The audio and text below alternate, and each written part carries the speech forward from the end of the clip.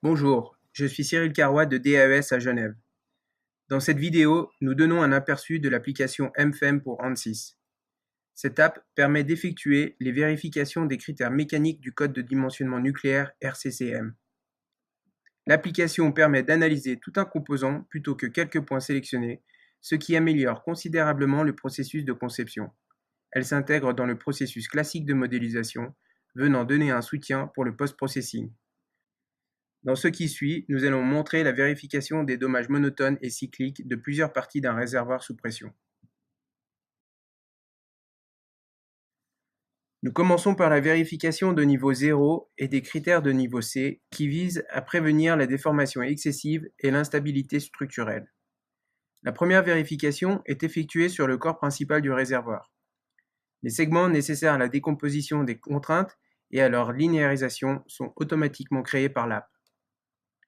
Une cartographie des résultats sur l'ensemble du composant permet d'identifier les zones critiques où la limite de contrainte est dépassée.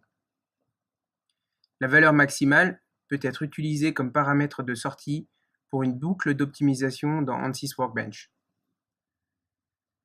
Cette cartographie montre la conformité du critère pour la bride principale du réservoir. Plusieurs composants peuvent être analysés ensemble, comme l'illustre cette cartographie. Un ensemble complexe de piquages sur le réservoir est étudié simultanément. Les exemples suivants montrent les vérifications des critères de déformation progressif et de fatigue effectuées grâce à l'app MFEM.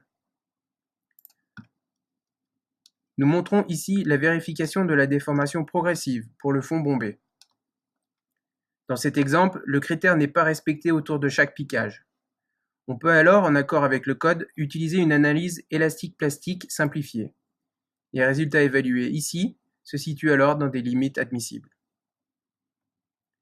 Tous les modèles thermiques et structurels définis dans l'arborescence projet peuvent être combinés pour définir des situations pour l'analyse à la fatigue et le rochet thermique, suivant les méthodes prescrites dans le code RCCM. Nous voyons ici la vérification d'une partie du réservoir à la fatigue, et enfin l'évaluation de l'effet de rochet.